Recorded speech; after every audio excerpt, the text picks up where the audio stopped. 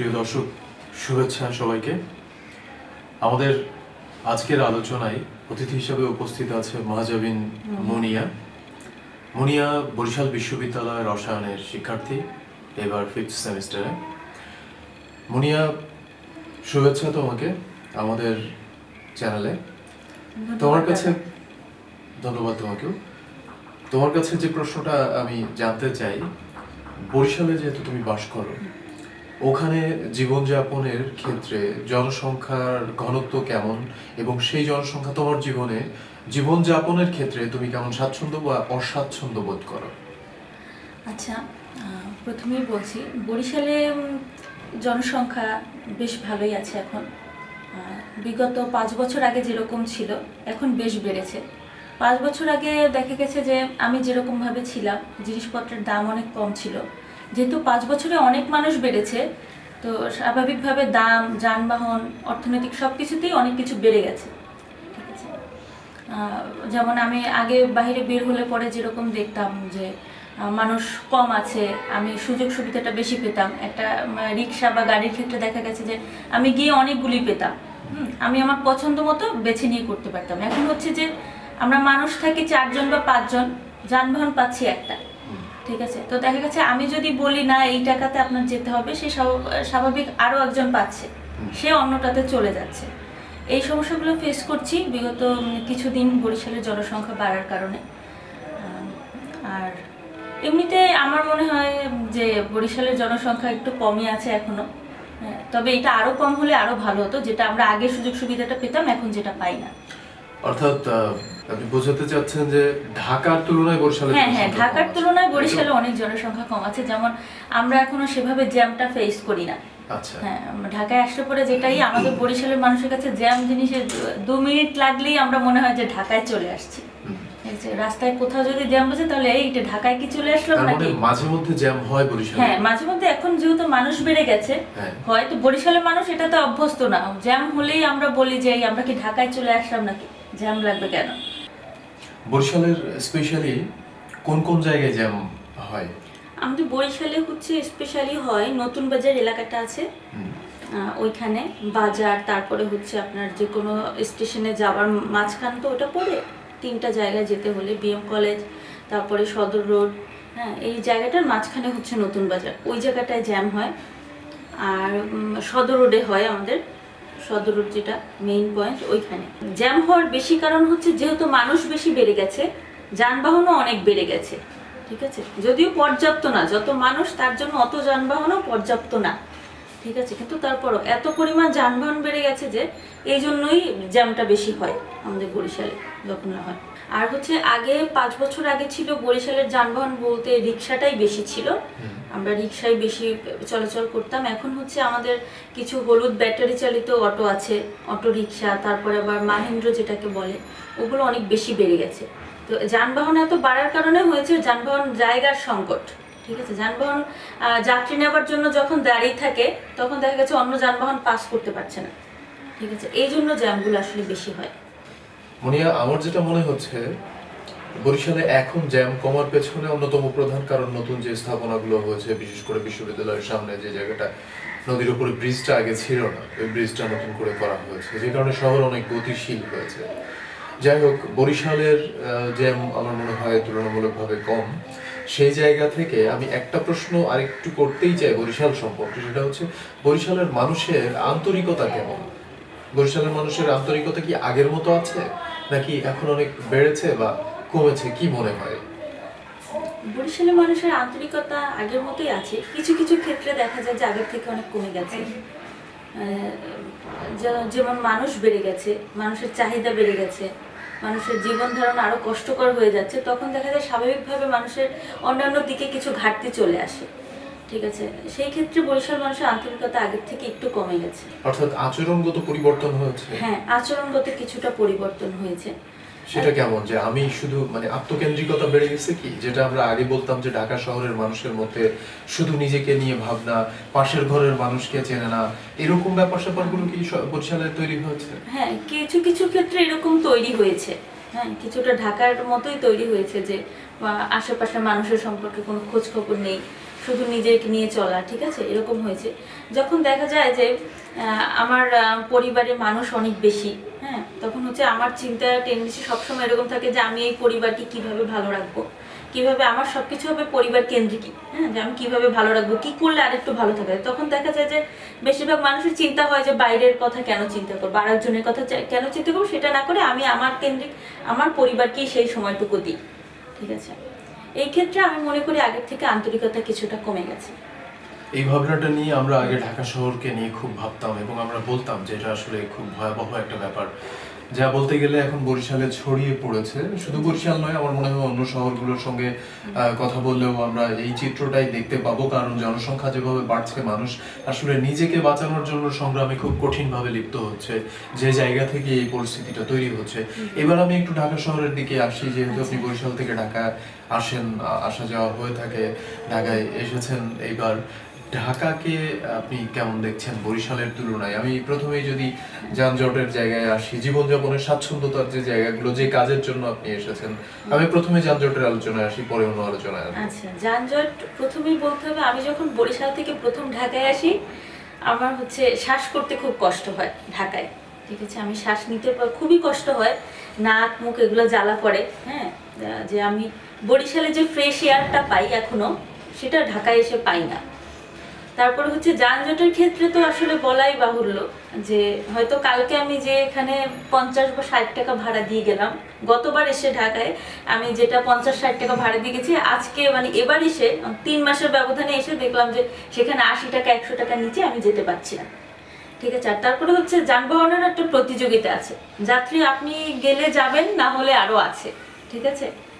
বিষয়টা হচ্ছে আমি তাদের কাছে ঠেকা, যেহেতু আমার যেতে হবে, মানে যাত্রীর কোনো হ্যাঁ, যাত্রীর কোনো মূল্যায়ন নেই, হচ্ছে আমি গেলে চলেন, না হলে নেই, ঠিক আছে। দেখা গেছে যে অনেক ক্ষেত্রে এক দরের দোকানে যেরকম যায় যে এক দর, এটা নিলে নেন, না হলে না নেন, এখন যানবাহনের ক্ষেত্রে সেরকম হয়ে গেছে। আর রাস্তায় বের হলে তো আসলে বরিশালের মানুষ হিসেবে আমার জন্য এটা একটু কষ্ট করি, যে ঢাকায় এসে আমার চিন্তা করতে হয় কতক্ষণে পৌঁছাবো। আমার একটা কাজ হয়তো 12টায়, আমার পৌঁছতে পৌঁছতে 1 ঘন্টা দেরি হলে 1টা হয়ে যায়, তখন দেখা যাচ্ছে ওই কাজটা আমার জন্য নাও নেই, ঠিক আছে। তো এই ক্ষেত্রে আমার খুব সমস্যা হয় যানবাহনের ক্ষেত্রে ঢাকায় এসে। যেমন আমি যেদিনকে এসেছি, আসার পথে আমার এমনিতে সবসময় সময় লাগতো আধা ঘন্টা, সেখানে আমার দুপুরবেলা আসতে টাইম লেগে গেছে প্রায় 2.5 ঘন্টার মতো। 2.5 ঘন্টা টাইম লেগেছে, 2.5 ঘন্টা ওইখানেই ওয়েস্ট করতে হয়েছে। 2.5 ঘন্টার সময়টা আমি হয়তো অন্য কিছু করতে পারতাম। হ্যাঁ, তো রাস্তায় এত সময় চলে গেলে আসলে আমি যারা ঢাকায় স্থানীয় না, তো তারা হচ্ছে বাইরে থেকে একটা কাজের জন্য আসি, বরিশাল থেকে কাজের জন্য এসেছি, সেখানে কাজটা করতে গিয়ে আমার দেখা যাচ্ছে অর্ধেক টাইম দিতে হচ্ছে রাস্তায়, আমার চিন্তা করতে হচ্ছে আমি কয়টা বের হলে আমি পৌঁছতে পারবো। আমি এই প্রসঙ্গে একটু বলতে চাই যে এই পরিস্থিতিতে, যেহেতু ঢাকায় বাস করছি, এই পরিস্থিতিতে প্রতিনিয়ত আমার মতো আরো যারা ঢাকা শহরে বাস করছেন তারা অবশ্যই ব্যাপারটা ফিল করেন এবং জানেন যে প্রতিনিয়তই আমাদের এই ঝামেলা পোহাতে হচ্ছে। অফিসে গেলে, অফিসে যেতে হলে সাধারণত যেখানে আমার আধা ঘন্টা হাইস্ট সময় লাগার কথা, সেখানে আমি 1.5 ঘন্টা আগে বের হই বা প্রায় 2 ঘন্টা আগে বের হই, যাতে অফিসে গিয়ে আমি লজ্জাকর পরিস্থিতির মুখোমুখি না হই। আপনি তো পড়ালেখা করছেন রসায়নে, আপনার কি মনে হয় যে টার্গেট কি আপনার? সরকারি চাকরি অন্যান্যরা যেরকম প্রত্যাশা করে, আপনার কি সরকারি চাকরির লক্ষ্য আছে? আর যদি থেকে থাকে, আপনি কতখানি বিশ্বাস করেন যে সরকারি চাকরি একটা পেয়ে যাবেন? কারণ আমাদের দেশে তো এখন চাকরির ব্যাপারটা অনেকটা সোনার হরিণের মতো, পদ খালি বা একটা পদের জন্য কয়েক হাজার প্রার্থী থাকে। তো এই ব্যাপারগুলো কি কোনো রকম শঙ্কা তৈরি করে কিনা মনের মধ্যে? অবশ্যই শঙ্কা তৈরি করে, কেননা হচ্ছে এখনো আমার পড়াশোনা শেষ হয়নি, কিন্তু আমি তো আসলে দেখছি রিসেন্টলি কয়েকটা দেখলাম যে বিসিএস এর জন্য হলো যে বয়স 35 করা হোক, এটা একটা হলো। তারপরে সরকারি চাকরিতে কোটা বন্ধ করার জন্য যে আন্দোলন হলো, এগুলো তো আসলে সবই প্রাসঙ্গিক, ঠিক আছে। এতগুলো মানুষ যারা আন্দোলন করছে সবাই কিন্তু বেকার, ঠিক আছে, এবং সবাই এর ভিতরে তো অবশ্যই মেধাবী আছে, ফার্স্ট ক্লাস পাওয়া আছে, অনেকে আছে। আবার রিসেন্টলি দেখেছি যে একজন ফার্স্ট ক্লাস পাওয়া, উনি চাকরির জন্য ঘুষ রেডিও করেছেন, কিন্তু তারপরও চাকরি হয়নি, উনি খুব সম্ভবত সুইসাইড করেছিল, আমি ঠিক মনে করতে পারছি না নামটা। তো এগুলো কিন্তু সবই আসলে শঙ্কা তৈরি করে, যেভাবেই হোক শঙ্কাই তৈরি করে। প্রত্যেকটা মানুষ কিন্তু লড়াইগুলো করছে শুধু চাকরির জন্য, আর মানে বাংলাদেশে এত পরিমাণ জনসংখ্যা বেড়ে গেছে, প্রতিযোগিতাও বেড়ে গেছে, কিন্তু আমাদের প্রতিযোগিতাটা যার জন্য হচ্ছে সেই সংখ্যাটা কিন্তু কমই আছে। আমার চাকরির সংখ্যা কম আছে, কিন্তু মানুষ আমরা বেড়ে গেছি, প্রতিযোগিতা অনেক বেশি হচ্ছে। ঠিক আছে, এক্ষেত্রে আমি শঙ্কাই আসলে আমার আছে যে আমার ফিউচারে সরকারি চাকরি আসলে করতে পারবো কিনা। তার মানে জনসংখ্যা কিন্তু এগুলোর পেছনে অন্যতম প্রধান কারণ। এবং এই ক্ষেত্রে একটা কথা আমাকে বলতেই হচ্ছে যে জনসংখ্যায় এখন আমরা বর্তমানে সারা বিশ্বে প্রায় হাইয়েস্ট বলা যেতে পারে, কারণ 1126 জন এখানে প্রতি বর্গ কিলোমিটারে বাস করে এবং আমাদের মাথাপিছু জমির পরিমাণ এখন মাত্র 10% বা 10 কাঠা। বিষয় হচ্ছে প্রতি বর্গ কিলোমিটারে 1126 জন, যেখানে আমি যদি অনেকেই বলে থাকেন যে চীনে 140 কোটি মানুষ, চীনে 140 কোটি মানুষ হলেও ওখানে প্রতি বর্গ কিলোমিটারে বাস করে 148 জন। আবার আমি যদি ভারতের কথা বলি, সেখানেও এখন প্রতি বর্গ কিলোমিটারে বাস করে মাত্র 398 জন, যার প্রায় 3 গুণ এরও বেশি বাংলাদেশে 1126 জন বাস করে থাকে। তো সেই তুলনায় আমাদের আবার এটাকে শুধু 3 গুণ বললে হবে না, সংখ্যার দিক দিয়ে কিন্তু 800 জন প্রতি বর্গ কিলোমিটারে বেশি। যেখানে 400 জন প্রতি বর্গ কিলোমিটারে ভারতে বাস করে, সেখানে সেই জায়গাটায় আরো অতিরিক্ত 800 জন। এইভাবে হিসাব করলে ব্যাপারটা অনেক বেশি চিন্তার মনে হয়।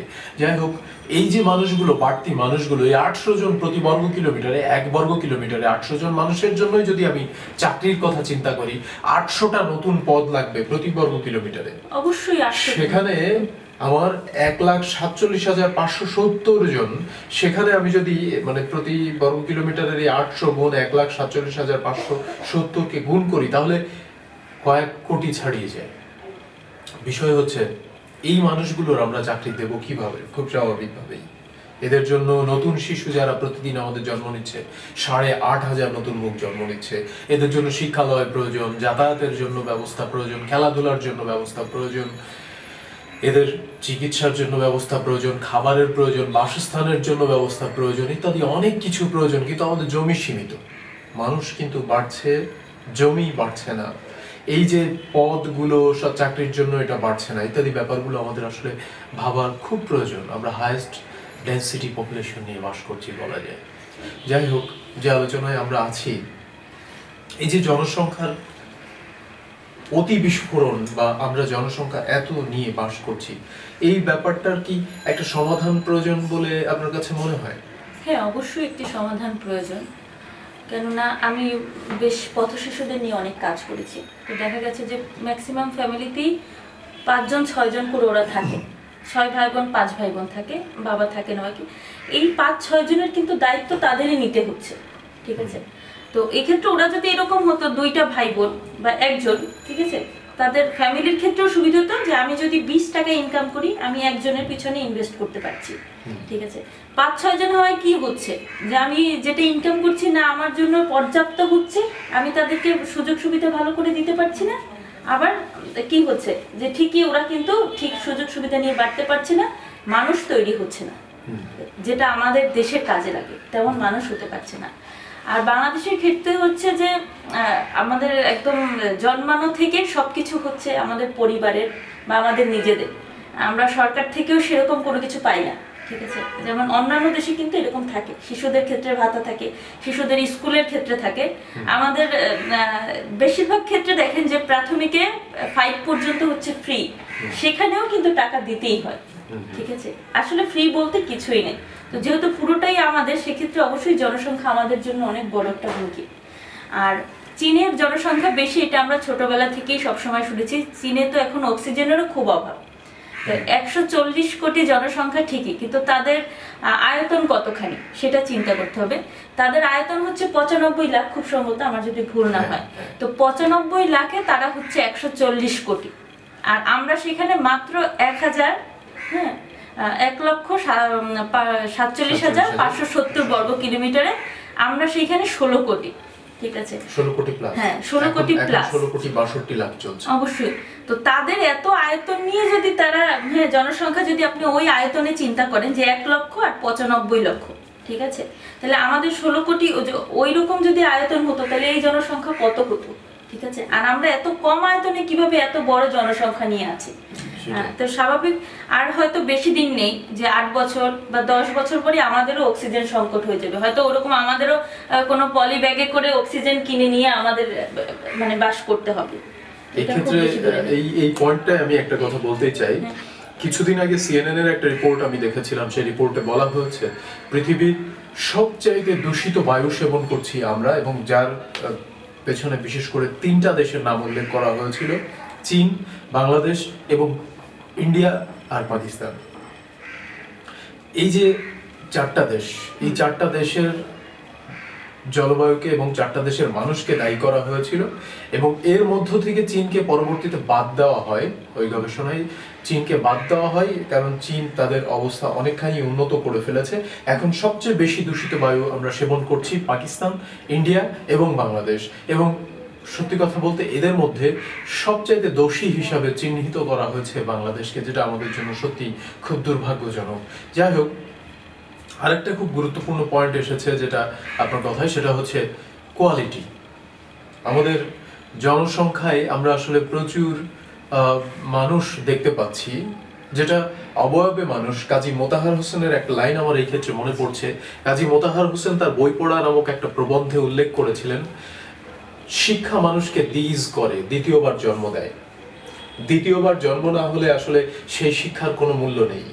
তো এই দ্বিতীয়বার জন্ম লাভ হলেই মানুষ কিন্তু প্রকৃত মানুষ হয়। অর্থাৎ চেহারা শুরুতে আমরা জন্ম নিয়েছি মানুষ হিসাবে, কিন্তু দ্বিতীয়বার জন্মটা হলেই তখন সে প্রকৃত মানুষ হয়। কথা হচ্ছে, আমি এই কথাটা এই জন্যই বলছি যে প্রকৃত মানুষ, অনেকে আমাকে বলতে পারেন যে প্রকৃত মানুষ বলতে আবার কি বোঝায়। যেমন কথার কথা, আমি গতকাল নাপিতের দোকানে গিয়েছিলাম চুল কাটতে। সেখানে যাওয়ার পর আমি যখন চুল কাটাচ্ছি, সেই সময় একজন ঢুকলেন সিগারেট হাতে করে। আমার শ্বাসকষ্ট আছে, আমি একটু শ্বাসকষ্ট বোধ করি। সিগারেট হাতে করে যখন ঢুকলেন, আমি রিকোয়েস্ট করলাম তার দিকে, একটু মিষ্টি হেসে বললাম যে ভাইয়া আমার একটু শ্বাসকষ্টের সমস্যা আছে। উনি আমার কথা শুনলেন না, উনি ওখানেই দাঁড়িয়ে থাকলেন। না পেরে যে ওদের হেড নাপিত ছিলেন, উনি লোকটাকে বললেন যে ভাই, আপনাকে বলা হলো যে আপনি সিগারেটটা নিয়ে একটু বাইরে যান। এই যে বিষয়টা, একজন মানুষকে আমি রিকোয়েস্ট করলাম যে আমার শ্বাসকষ্ট রয়েছে, তিনি ব্যাপারটা বুঝতে চেষ্টা করলেন না। একজন প্রকৃত মানুষ কিন্তু এই ব্যাপারটা তাকে বলাই লাগবে না যে এখানে যেহেতু সবাই অধূমপায়ী বা কেউ ধূমপান করছে না, সুতরাং আমি একজন মানুষ, আমার একটুখানি সাময়িক লাভের জন্য, আসলে তার লাভও হয় না, তার নিজেরও ক্ষতি হচ্ছে, কিন্তু তার যে সাময়িক তৃপ্তি বা নেশার ঘোর, সেই নেশার খোরাকটুকু যোগানোর জন্য বাকি মানুষকে সে ইনহেল করাচ্ছে কিছু রাসায়নিক, দূষিত রাসায়নিক এবং ক্ষতিকর পদার্থযুক্ত বায়ু, ধোঁয়া, যেটা আমার জন্য আরো বেশি ক্ষতিকর। আমার যেহেতু শ্বাসকষ্ট রয়েছে, এই জিনিসটা সে বুঝবেই না, কিন্তু একজন প্রকৃত মানুষ হলে কিন্তু এই জিনিসটা বুঝতে পারবে। বিষয় হচ্ছে কোয়ালিটির কথা আমি বলছিলাম। সারা বিশ্বের দিকে তাকালে আমরা দেখতে পাই, যেমন রাশিয়ার কথা আমি যদি বলি, সবসময় আমি রাশিয়াকে উদাহরণ হিসেবে টানি, কারণ মাত্র 14 কোটির দেশ, 14 কোটি মানুষের দেশ, এখন তারা জনসংখ্যা কমাচ্ছে, বাড়াচ্ছে না। প্রতি ঘন্টায় তারা 3 জন মানুষ কমাচ্ছে, প্রতি ঘন্টায় স্টিল নাও 3 জন মানুষ কমাচ্ছে, যেটা তারা এই 14 কোটি মানুষ বলা যায় 1970 সাল থেকে তারা এইভাবে ধরে রেখেছে। 1970 সালে তাদের 13 কোটি সামথিং ছিল, এখনো তাদের 14 কোটি জনসংখ্যা। এরা ধরে রেখেছে একইভাবে। অথচ আমরা যদি তাকাই, সেখানে আমরা ম্যাক্সিম গোর্কিকে দেখতে পাই, সেখানে আমরা লেভ টলস্টয়কে দেখতে পাই, সেখানে পুশকিনকে দেখতে পাই, সেখানে ভ্লাদিমির ইলিচ লেনিনকে দেখতে পাই, সেখানে আমরা স্তানিস্লাভ লেভচেঙ্কোকে দেখতে পাই, সেখানে আমরা ভ্যালেন্টিনা তেরেস্কোভাকে দেখতে পাই, ইত্যাদি। এরকম অনেক মানুষ রয়েছে যে মানুষগুলো প্রাতঃস্মরণীয়, সারা বিশ্বে মানুষ তাদের নাম জানে। আমাদের সেই কোয়ালিটি সম্পন্ন মানুষ যা সারা বিশ্বে প্রাতঃস্মরণীয়, এরকম 2-4 জন আমরা তৈরি করতে পারিনি, কিন্তু যা সারা বিশ্বে এইরকম ভাবে নাম কামিয়েছে, লেভ টলস্টয়ের মতো মানুষ, ম্যাক্সিম গোর্কির মতো মানুষ আমরা তৈরি করতে পারিনি। বিষয় হচ্ছে কোয়ালিটি। আমরা অতিরিক্ত মানুষ না বাড়িয়ে, অতিরিক্ত জনসংখ্যা, অতিরিক্ত হাত উপার্জনের জন্য, যেটা আমি যদি আরেকটু ভেঙে বলি মাহজাবিন, সেটা হচ্ছে, যেমন বলা হয় জনসংখ্যা বেশি হলে রেমিটেন্স আসবে। আসলে এই যে রেমিটেন্স আসার বিষয়টা আমরা যদি বলি, আমরা বাইরে প্রচুর মানুষ পাঠাচ্ছি, হ্যাঁ রেমিটেন্স আসছে, কথা সত্য, কিন্তু সেই মানুষগুলোর দিকে যদি আমরা একবার তাকাই, তারা কিন্তু তাদের আত্মীয় পরিজনকে বাদ দিয়ে রেখে, এইখানে রেখে গিয়ে তারা অনেক কষ্টে দিনাতিপাত করছে। তারা তাদের আত্মীয় পরিজনের সঙ্গে মিশতে পারছে না, বাবা মায়ের মুখ দেখতে পারছে না, প্রিয় সন্তানের মুখ দেখতে পারছে না, তাদের অন্তরের কষ্টটা আমরা কেউ উপলব্ধি করছি না, তাদেরকে শুধু রেমিটেন্স উৎপাদনের মেশিন হিসাবে ভাবছি আমরা। কি অদ্ভুত ব্যাপার এটা, চরম অমানবিক বলে মনে হয় আমার কাছে। আরো একটা বড় ব্যাপার, আমরা যদি নিউজের দিকে তাকাই, সংবাদের দিকে তাকাই, আমরা দেখতে পাই যে প্রায় আমাদের মা বোনেরা বিভিন্ন দেশে, আমি যদি নামই করি যে সৌদি আরবে আমরা দেখতে পাচ্ছি যে তারা অনেকেই মানবেতর সেখানে তাদেরকে গৃহে বন্দী করে তাদের উপরে নির্যাতন করা হচ্ছে, শারীরিক নির্যাতন সহ। বিষয় হচ্ছে এই ব্যাপারগুলো আমরা কতখানি মানবিকতার জায়গা থেকে দেখছি। আসলে কি তারা প্রকৃত অর্থে মানুষের জীবন যাপন করতে পারছে, নাকি এটাকে আমরা সেই প্রাচীন আমলের দাসের কথা যদি বলি সেই অবস্থা জীবন যাপন করছে? এটা আসলে আমার কাছে খুব অমানবিক মনে হয় এবং আমি এটার সঙ্গে একমত নই। আমরা যদি ওরকম মানুষ তৈরি করতে পারি, যেমন আমি যদি সেদিন রাশিয়ার বারেক কায়সারের সঙ্গে কথা বললাম, বারেক কায়সার বললেন রাশিয়া স্পেসে জায়গা দখল করে রেখেছে, তারা এতটা শক্তিশালী, 14 কোটি মানুষ স্পেসে জায়গা কিনে রেখে দিয়েছে তারা। সেখানে আমরা তাদের কাছ থেকে একটা স্যাটেলাইট পাঠানোর জন্য তাদের কাছ থেকে আমাদের জায়গা কিনতে হয়। আমরা 18 কোটি মানুষ হয়েও আমরা কিন্তু স্পেস জায়গা দখল করতে পারি নাই। বিষয় হচ্ছে কোয়ালিটি। এভরিথিং আমাদের আসলে নতুন করে ভাবার অনেক প্রয়োজন আছে বলে আমি মনে করি। যাই হোক, মনিয়া, আপনাকে অনেক ধন্যবাদ আজকে আমাদের সঙ্গে উপস্থিত হওয়ার জন্য। এবং আপনার যদি ফাইনালি আর কিছু বলার থাকে, এই কোয়ালিটির জায়গাটাই আমার মনে হয়, বা মানুষ যারা এখনো আমাদের দেশে প্রচুর জনসংখ্যা বাড়ানোর পক্ষে রয়েছেন সেই মানুষদের জন্য যদি কিছু বলার থাকে সেই কথাটা আমি আপনার কাছ থেকে জানতে চাইবো। আর একটা কথা, আমি জনসংখ্যা নিয়ে এত কথা বলার পেছনে অনেকেই ভেবে থাকেন যে আমি বোধহয় মানুষকে মেরে ফেলার কথা বলি। আমি জোর হাতে ক্ষমা চেয়ে নিয়ে এখানে কথাটা বলতে চাই যে এটা চরম ভুল একটা কথা। আমি আসলে যে পদ্ধতিতে জনসংখ্যা বেড়েছে সেই পদ্ধতিতেই জনসংখ্যা কমানোতে বিশ্বাসী। আমি মানুষ মেরে ফেলার পক্ষে মোটেই নই, এই কথাটা স্পষ্টভাবে আমি বলে নিতে চাই। সেই জায়গা থেকে আমি আবার আপনার কাছে একটু ফিরে যাচ্ছি যে এই কোয়ালিটির জায়গাটায় আপনার যদি কিছু বলার থাকে। আমার কথা হচ্ছে জনসংখ্যা বাড়ুক, হ্যাঁ, বা আমি বাড়াই, প্রত্যেকটা ফ্যামিলিতে 2টি না 1টি করেই সন্তান হোক। আপনার যতটুকু সামর্থ্য আছে সেটা দিয়ে আপনি একজনের পিছনে ইনভেস্ট করেন, ঠিক আছে? সেই একজনকে মানুষ বানান, প্রকৃত মানুষ, প্রকৃত মানুষ যে কিছু করবে, দেশের জন্য কিছু করবে, আপনার জন্যও কিছু করবে। 5 জন মানুষ হলে 5 জনের 5 রকম চিন্তা হয়, 5 জনকে 5 ভাবে দিতে হয়, সেটা হয়তো অনেকেরই সামর্থ্য সম্ভব না। আর বিশেষ করে যারা আমরা আর্থিকভাবে যারা একটু অসচ্ছল তাদের ক্ষেত্রে এটা বেশি জরুরি। এইটা হচ্ছে ভবিষ্যতে ভালো থাকার জন্য। আপনার হয়তো মনে হতে পারে, অনেকভাবে বলা হয় যে বেশি সন্তান থাকলে সেটা আশীর্বাদ স্বরূপ হয়, কখনোই আশীর্বাদ স্বরূপ হয় না। আপনারা যদি নিজেরাই দেখেন, ঠিক আছে, অবশ্যই সেটা আশীর্বাদ স্বরূপ কখনো হয় না, বরঞ্চ আরো ক্ষতি স্বরূপই হয়। মানুষ যত বেশি থাকবে তত বেশি ক্রাইম হবে, মানুষ যত বেশি থাকবে অত বেশি চাকরির প্রয়োজন হবে, শিক্ষার প্রয়োজন হবে। আর সবাই এর বিষয়ে একমত হবেন যে শিক্ষার মান দিন দিন কত কমে যাচ্ছে। শিক্ষার মান তো উঠছেই না, যে প্রয়োজনীয় শিক্ষা প্রতিষ্ঠান সেটাও হচ্ছে না, সেক্ষেত্রে মানুষ বাড়ছে। তাহলে কি হবে? উন্নয়নশীল দেশ কখনো মানুষকে রেখে না। মানুষের কোয়ালিটি যত ভালো হবে দেশ তখনই উন্নয়নশীল হবে। ভাই, এই ছিল আমার বলার মতো, ঠিক আছে? অনেক ধন্যবাদ আপনাকে। আপনাকে অনেক ধন্যবাদ। দর্শক, আপনাদেরও অনেক শুভেচ্ছা। একটা সুন্দর বাংলাদেশ আমাদের সকলের সম্মিলিত সচেতনতার মাধ্যমে এবং সম্মিলিত প্রচেষ্টার মাধ্যমেই গড়ে তোলা সম্ভব। এবং আমরা বাঙালিরা বারবার প্রমাণ করেছি, কিন্তু আমরা যদি জাগি তাহলে সকাল আমরা আনতেই পারি। সবাইকে শুভকামনা।